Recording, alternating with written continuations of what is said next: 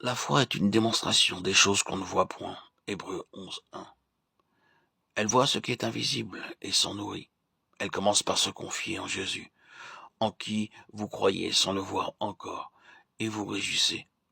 Et tout le long de la vie chrétienne, elle continue à agir, à nous faire recevoir tout ce qui vient de l'Esprit, à mesure que Dieu ouvre le cœur de son enfant, le disposant à laisser entrer l'Esprit.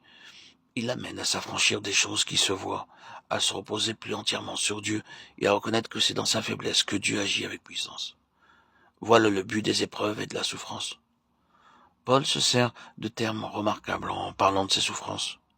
Nous regardions comme certains notre arrêt de mort, afin de ne pas placer notre confiance en nous-mêmes, mais de la placer en Dieu qui ressuscite les morts. 2 Corinthiens 1:9. Paul aussi courait le risque de se confier en lui-même. Rien n'est plus naturel.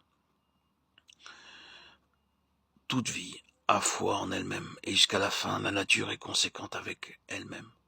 Pour accomplir l'œuvre étendue qu'il avait à faire, il lui fallait une foi au Dieu vivant qui ressuscite les morts.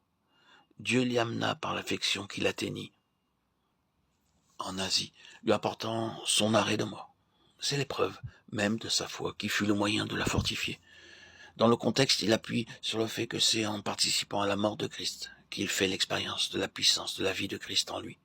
C'est cette foi-là qui lui fait dire, sachant que celui qui a ressuscité le Seigneur Jésus nous ressuscitera aussi. Il fallait que Jésus mourût pour que l'esprit de vie pût se répandre. La vie de Jésus a pris naissance dans la tombe. Elle est issue de la mort. De même pour nous, c'est quand chaque jour nous mourrons à nous-mêmes.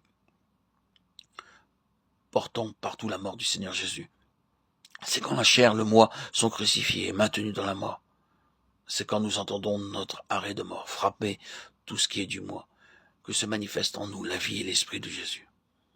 Alors, au milieu même de notre faiblesse et de cette apparence de mort, l'esprit de foi compte sur Dieu qui ressuscite les morts. C'est par le ministère de l'esprit que la foi peut se plaire dans les faiblesses de Corinthiens 12:10, pour que la puissance de Christ la revête de sa force.